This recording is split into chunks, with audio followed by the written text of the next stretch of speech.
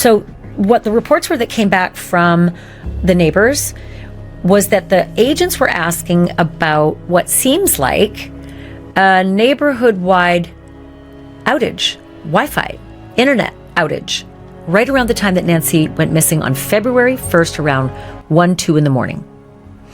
Multiple people said they had an outage at that time. 2:28 a.m., February 1st, 2026. Nancy Guthrie's pacemaker stopped syncing. Her heart monitor, the device implanted in her chest keeping her alive, connected to her phone via Bluetooth, stopped. Never synced again. That told investigators Nancy was no longer in her house, no longer within range of her phone, being taken. But that's not what proved this was planned. It's what they found today, 37 days later. Around the corner from Nancy's home, a utility box. Damaged. Not broken, not vandalized, not malfunctioning. Damaged. And when Fox News reporter Michael Ruiz asked the Pima County Sheriff's Department if it was connected to the investigation, they didn't dodge. They confirmed it. It is being reviewed as part of the ongoing investigation. March 8, 2026, day 37. And investigators just confirmed something law enforcement experts have been whispering about for days. This wasn't random. This was a military-style operation, planned with technological sophistication, executed with precision. And whoever took Nancy Guthrie on February 1st knew exactly what they were doing. They understood technology. They understood security systems. They understood infrastructure. And they knew how to make an 84-year-old woman disappear without leaving a digital footprint. Nancy Ellen Guthrie, 84 years old, mother of NBC Today show co-anchor Savannah Guthrie. She lives in Catalina foothills, north of Tucson, Arizona, where homes start at $800,000 and climb into the millions, where the crime rate is nearly zero, where neighbors know each other by name, where people jog at night without worry, where an elderly woman living alone doesn't think twice about safety. The kind of neighborhood where a high-tech kidnapping involving Wi-Fi jammers and utility box sabotage seems impossible. But it happened. January 31st, 2026. Nancy had dinner with her daughter Annie and Annie's husband at their home. Normal evening, family time, nothing unusual. Around 9:45 p.m. they drove her back to her house. She went inside, locked the door, went to bed. Hours later she was gone. And 37 days later, she's still missing. Before we get into what happened today and why it changes everything, if you're following Nancy's case, subscribe and turn on notifications. We're covering every development as it breaks. Every piece of evidence, every FBI statement, because Nancy Guthrie deserves justice. Her daughter Savannah deserves answers. Subscribe now, hit that bell, because this case is about to break wide open. This morning, Fox News reporter Michael Ruiz reached out to the Pima County Sheriff's Department with a question. There's a damaged utility box around the corner from Nancy Guthrie's home. Is it connected to the investigation? The Sheriff's Department responded quickly. It is being reviewed as part of the ongoing investigation. At this time, we do not have any additional details to release. In a case this high profile, the sheriff doesn't confirm evidence unless it matters, unless it's relevant, unless it's building towards something. They confirmed it. Now, if you don't know what a utility box controls, here's why this matters. Those gray or green metal boxes on street corners in residential neighborhoods. Most people walk past them every day without thinking twice. But inside is critical infrastructure. Internet service for entire blocks. Phone lines connecting dozens of homes. Sometimes electrical distribution. They're the nerve centers of neighborhood connectivity. This one is located around the corner from Nancy's house. Not directly in front, where it would be obvious. Around the corner. Servicing multiple homes in that section of Catalina foothills, including Nancy's. And it's damaged. The word choice matters. Broken suggests accidental. Vandalized suggests random destruction. Malfunctioning suggests technical failure. Damaged is neutral, deliberate, investigated. The sheriff won't say when it was damaged. Won't say how. Won't say what evidence they collected. But combine this discovery with what the FBI has been doing in Nancy's neighborhood for the past week and the picture becomes clear, disturbing, and unmistakable. March 6th, NBC News reporters Liz Kreutz and Rebecca Cohen published a detailed report. FBI agents and sheriff's deputies were canvassing Nancy's neighborhood, not searching for physical evidence, not looking for discarded clothing or weapons, going door to door, asking residents one very specific question. Did your internet go down the night Nancy disappeared? Did you notice disruptions to your Wi-Fi around 2 a.m. on February 1st? Not did you see anything suspicious? Not did you hear anything unusual? Did your internet go down? Multiple neighbors confirmed to NBC News that FBI agents asked this exact question, and the agents told them something else. Several people in the area reported glitches with their internet that night. Not outages, not planned maintenance, glitches. Brief disruptions, unexplained, localized. Now we know why the FBI was asking. The utility box controlling service to that area was damaged. This is physical evidence that someone intentionally disrupted internet and phone service to Nancy's neighborhood the night she was taken. Why? To disable the cameras. Ring doorbell cameras run on Wi-Fi. No Wi-Fi means no recording. No footage uploaded to the cloud. No alerts sent to phones. Smart locks that log every entry and exit run on internet connections. No internet means no logs. Home alarm systems that report to monitoring centers rely on connectivity. No connection means no alerts. If you want to take someone from their home in 2026 without leaving a digital trail, you cut connectivity first. Kill the Wi-Fi. Disable the cameras. Erase the record of what you're about to do. And that's exactly what happened here. But the damaged utility box isn't the only evidence. News Nation correspondent Brian Enton has been covering this case from Tucson. He reported a detail that makes perfect sense now. A neighbor who lives directly behind Nancy's property has 2 Ring cameras mounted on the back of his house. Cameras facing Nancy's home, running 24/7 for months. Recording motion, uploading to the cloud. Never had a problem. February 1st, around 2 a.m. Both cameras went inactive, just stopped working. The neighbor told investigators this had never happened before. Not once. But the night Nancy was taken, at the exact time she was being removed from her home yards away, those cameras went dark. And something else. The neighbor's dog woke up, middle of the night. This dog sleeps through until morning normally. But that night, around 2 a.m., the dog woke up agitated. Wanted outside immediately. The neighbor let the dog out. The dog didn't run around, didn't sniff the yard. Stood there staring toward Nancy's house. Not barking, not whining, just staring. Like it heard something. Sensed something. Something the cameras should have been recording. But the cameras were offline. Think about that timing. At the exact moment Nancy is being taken, cameras stop working. At the exact moment something happens that makes a dog wake up and stare, there's no recording. Former FBI agents following this case are using a specific term for what they believe happened. Wi-Fi jammer. A Wi-Fi jammer is a device that disrupts wireless signals within a specific radius. Illegal for civilian use in the United States. Prohibited under FCC regulations. But not hard to get. Online suppliers overseas sell them openly. Small enough to fit in a pocket, battery-powered, effective. When activated, a Wi-Fi jammer broadcasts interference on the same frequencies Wi-Fi routers use, 2.4 GHz, 5 GHz. It overpowers the legitimate signal. Devices lose connection. Cameras stop recording. Smart systems go offline. Range depends on the power of the device. A handheld jammer works within 30 to 50 feet. More powerful models reach 100 feet or more. In a residential neighborhood with houses close together, one strategically positioned jammer could disable cameras and smart systems for multiple properties. Ring cameras, offline. Nest cameras, disabled. Smart doorbells, not recording. Smart locks, not logging. Home alarms with Wi-Fi backup, backup disabled. Former FBI agent Maureen O'Connell spoke to Fox News about this case. She said the sophistication level is alarming. A Wi-Fi jammer combined with damage to a utility box isn't amateur hour. This is someone who understood technology at a professional level. Someone who understood how security systems communicate and how they can be defeated. Retired forensic expert Betsy Brantner-Smith told Fox News Digital something else. She believes investigators may already have solid suspects but are keeping that information sealed to protect the investigation. She also said the suspect or suspects may have returned to Nancy's residence after the abduction. Returned, after taking her, to check if they left anything behind. To see what investigators found, to confirm their plan worked. That's not impulsive behavior. That's methodical, professional, calculated. And the timeline of what happened that night proves it. Walk through February 1st, 2026 with me. Minute by minute. 1:47 a.m. Nancy's bedroom is quiet. She's asleep. Her doorbell camera outside captures footage. A masked man on her front porch. Ski mask covering his entire face. Black gloves covering his hands. Gun holster visible on his hip.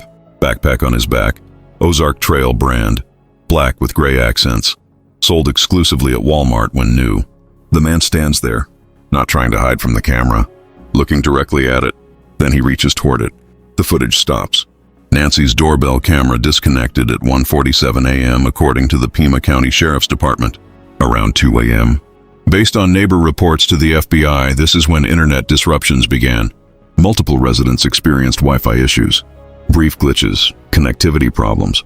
The neighbor behind Nancy's house had both Ring cameras go offline for the first time ever. His dog woke up wanting outside. Other neighbors may have experienced similar issues but were asleep and didn't notice. 2:28 a.m. Nancy's bedroom. Her phone sits on the nightstand, screen dark, charging. Her pacemaker implanted in her chest syncs data every few hours via Bluetooth. Heart rate, cardiac rhythm, irregularities. It's been syncing for months without issue. At 2:28 a.m. it tries to sync. Searching for Bluetooth connection. Searching. Connection lost.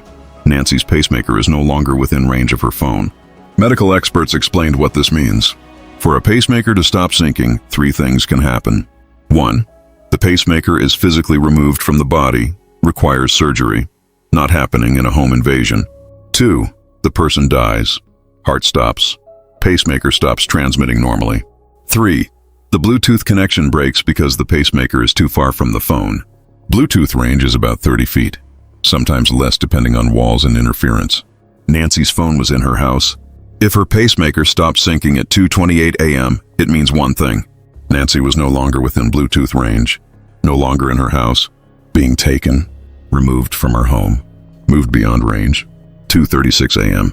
A Ring camera 2.5 miles from Nancy's home captures a vehicle, not on a main street, on a back road leading out of Catalina Foothills toward East River Road, a major cross street. Retired NYPD Detective Pat Brosnan reviewed the footage with his team. They analyzed the vehicle, roofline, window design, rear lights. They believe it's a Kia Soul based on the slanted roof and vertical brake lights distinctive to that model. But here's what matters most. The timestamp. 2:36 a.m. 8 minutes after Nancy's pacemaker stopped syncing. 8 minutes after she was removed from her home. 8 minutes is enough time to take someone from their house, get them into a vehicle, and drive 2.5 miles. Even driving carefully, even taking back roads. Sheriff Chris Nanos told NBC News they're looking at that vehicle along with hundreds of thousands of others on Tucson roads that night. But the timing is too precise to ignore. Pacemaker stops. 2:28 a.m. Nancy no longer in her house.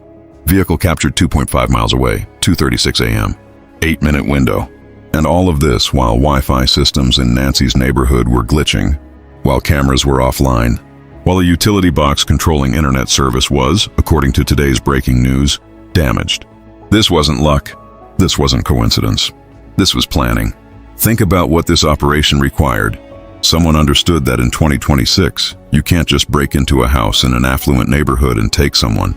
Not with Ring cameras on every porch. Not with smart home systems logging every door opening. Not with neighbors who have security footage. You have to disable the technology first. Whoever took Nancy understood this. They used a Wi-Fi jammer to knock cameras offline in real time. They damaged a utility box to disrupt internet service more broadly, possibly both working together. They knew Ring cameras connect to Wi-Fi and upload footage to the cloud. They knew how to disable them without touching them physically. They understood timing. 1:47 a.m. to 2:28 a.m., 41 minutes. Middle of the night when people are in deepest sleep. Minimal traffic on roads. Fewer witnesses. The masked man appeared at 1:47 a.m. Nancy was gone by 2:28 a.m. 41 minutes to disable security, enter the home, subdue an 84-year-old woman, and remove her from the property. They knew the escape route. That vehicle at 2:36 a.m. wasn't on a main road. It was on a back road. As one investigator told Fox News, it's not just a road you stumble upon. You have to be very planned to go in there. Not someone driving around looking for a random target. Someone who knew the area, knew which roads had cameras and which didn't. Knew how to get from Nancy's neighborhood to a major cross street without being spotted. Physical evidence supports this. Gloves found 2 miles from Nancy's home appeared to match the gloves worn by the masked suspect in doorbell footage. DNA was extracted from one glove. March 5th, Sheriff Nanos confirmed it matched a local restaurant employee. That person is not a suspect, cleared, innocent explanation. But other gloves are still being tested. Not at the standard FBI lab. At a private forensic facility in Florida specializing in difficult DNA extraction. Why? Sheriff Nanos told NBC News they're processing mixed DNA found at Nancy's property. Mixed DNA, DNA from multiple sources combined. When DNA from multiple people is mixed, it's incredibly difficult to separate and identify individual profiles. Takes weeks, sometimes months. Specialized labs use advanced techniques to isolate individual DNA markers, to build usable profiles for comparison to databases. Nano said the mixed DNA could be from several people. Multiple individuals at Nancy's property. Not just one person. A team. Former FBI agent Maureen O'Connell told Fox News Digital that if multiple people are involved, the $1 million reward creates enormous pressure. If there's more than one person involved in this, which I believe there is, they're now in an air fryer and it's just who's going to jump out first. High heat, high pressure. Someone starts thinking, what if the others talk first? What if they get the reward and I get arrested? What if I'm left holding the bag while they walk away with $1 million? That pressure breaks people, makes them turn on each other. O'Connell believes there are multiple people involved. Someone who planned the operation, someone who executed it, someone who provided logistics, vehicles, maybe a location. The technology supports this. Wi-Fi jammers, utility box sabotage, security system knowledge, neighborhood layout, escape routes. This level of sophistication suggests professional training or multiple people with different expertise working together. Which raises the question nobody can answer yet. Why Nancy Guthrie? Multiple ransom notes have been sent. One to TMZ, at least one directly to the family. TMZ reported receiving what they described as a highly sophisticated ransom demand. Cryptocurrency, not Bitcoin, which is traceable. Other cryptocurrencies designed for anonymity. Graphic descriptions of what would happen if ransom wasn't paid. TMZ forwarded the note to the FBI. But here's what we don't know. Has ransom been paid? The FBI hasn't confirmed it. The family hasn't confirmed it. Nancy is still missing 37 days later. If this was purely about ransom, you'd expect resolution by now. Either the family pays and Nancy is released, or the family doesn't pay and the kidnappers keep an 84-year-old woman with a pacemaker alive indefinitely? That doesn't make sense. Maybe ransom isn't the primary motive. Maybe there's something else investigators know but aren't releasing. Some connection between Nancy or her family and whoever took her. Sheriff Nanos has been careful in public statements. But March 2nd, during an interview with NBC News, he said something interesting. I think the investigators are definitely closer. I've said this from the beginning. I have full faith, full confidence. They're going to solve this. Definitely closer. Not making progress, not following leads. Definitely closer. That suggests they know more than they're saying. Nanos also said he personally believes Nancy is still alive. I personally believe Nancy Guthrie is alive. That's my personal opinion, but that's because I put faith in. That's just who I am. But he's realistic about challenges. Nancy is 84, has a pacemaker, takes no daily medications, which is positive for her health. But if she's being held without proper medical monitoring, without access to care, her condition could deteriorate. 37 days is a long time. Every day that passes makes it statistically less likely she'll be found alive. But the investigation isn't slowing down. Day 33 of the investigation, the case structure changed. Before day 33, nearly every detective in the Pima County Sheriff's Department was assigned to Nancy's case. All hands on deck, maximum resources. Unsustainable. Other crimes still happening. Other victims needing justice. So they formed a dedicated task force. 4 detectives, 1 sergeant from the Sheriff's Department, reassigned from regular duties, relocated to the FBI's Tucson office, working full-time on Nancy's case, nothing else, with access to federal resources. FBI forensic labs processing evidence faster than local facilities. CODIS, the FBI's national DNA database. Behavioral analysts specializing in kidnapping cases. Technological experts understanding Wi-Fi jammers, security systems, infrastructure. Financial analysts tracking cryptocurrency if ransom was paid. Intelligence analysts cross-referencing data from multiple sources. The task force operates out of the FBI office, not the Sheriff's Department. That's significant. FBI taking operational lead, providing resources, coordinating with local law enforcement, but driving the investigation with federal authority and federal tools. And they're getting results. The damaged utility box discovered today proves that. 37 days in, still finding evidence, still building the case. The FBI tip line was created in early February. 1-800-CALL-FBI. In the first weeks it was flooded. Tens of thousands of calls. People reporting suspicious activity. People who thought they saw Nancy. People who thought they recognized the masked suspect. Most well-intentioned but not helpful. Someone thought they saw Nancy at a gas station in Phoenix. It wasn't her. Someone thought the masked suspect looked like their neighbor. It wasn't him. Sorting through tips takes enormous time. Every tip logged, evaluated, investigated if credible. Recently, tip volume decreased significantly. March 5th. Fox News reporter Matt Finn posted the FBI confirmed tips have tapered after the initial surge. CNN's Josh Campbell made an important point. Being overwhelmed with tips that go nowhere can slow an investigation. If 90% are dead ends, investigators spend 90% of their time chasing leads that won't solve the case. Time better spent on viable evidence, DNA analysis, surveillance footage review.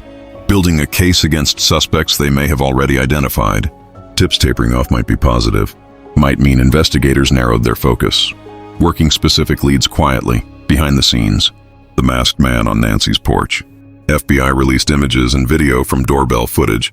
Described as 5'9" to 5'10". Average build. Distinctive items that should make him identifiable. Gun holster on his hip. Not standard issue. Distinctive design.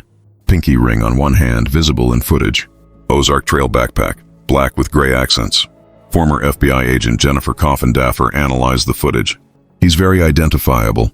The eyebrows, the mustache, the way he attires himself, the pinky ring he wears. When you add that all together, I firmly believe that one, if not many, know who that is. Someone recognizes him. Someone out there knows who this man is. But no one has come forward publicly. Why? Fear of retaliation, loyalty, their own involvement. The FBI also noted something else. According to a source who spoke to Fox News Digital, one doorbell image was captured on a different date than the others. The masked suspect visited Nancy's home before February 1st. Scouting, casing the property, planning. Retired FBI Supervisory Special Agent Jason Pack told Fox News this reveals the crime wasn't impulsive. That's sophistication. That's the hallmark of someone who thought about this before they acted. And it matters significantly from a legal standpoint, because premeditation and planning elevate the severity of what investigators are looking at. The suspect appearing on camera multiple times while trying to avoid identification is a mistake. Gives investigators more opportunities to identify him. February 24, 2026. Savannah Guthrie opened her phone, positioned the camera, and said words no daughter should ever have to say. On camera, to the world, about her own mother. She may already be gone. Pause that. This is Savannah Guthrie, NBC Today Show co-anchor, professional journalist for decades. She delivers news every morning to millions of Americans. She's covered tragedies, interviewed grieving families, maintained composure through the worst stories imaginable. But this isn't someone else's tragedy. This is her mother, and she's acknowledging publicly that Nancy might already be dead, that the best outcome at this point might be finding her body, having closure, being able to lay her to rest. In the video, Savannah's voice is steady, but the pain is visible. We also know that she may be lost, she may already be gone. She may have already gone home to the Lord that she loves, and is dancing in heaven with her mom and her dad, and with her beloved brother Pierce, and with our daddy. And if this is what is to be, then we will accept it. But we need to know where she is. We need her to come home. Think about what it took to record that, to upload it, to share it with millions of people. But Savannah also made the reward announcement clear. $1 million can be paid in cash, anonymously. Please, be the one that brings her home. Tips can be anonymous. Reward can be paid in cash. The FBI is offering an additional $100,000 for information leading to Nancy's recovery or arrest and conviction of anyone involved. Combined, $1.1 million. One of the largest rewards ever offered in a missing person case in Arizona. It hasn't been claimed, which means either no one outside the investigation knows where Nancy is, or the people who know are too afraid to come forward even with anonymity and $1 million in cash. But as O'Connell said, if multiple people are involved, that reward creates pressure, tension, doubt. Eventually someone thinks about that money. Someone wonders if they can trust their accomplices. Someone weighs risk against reward. Someone breaks.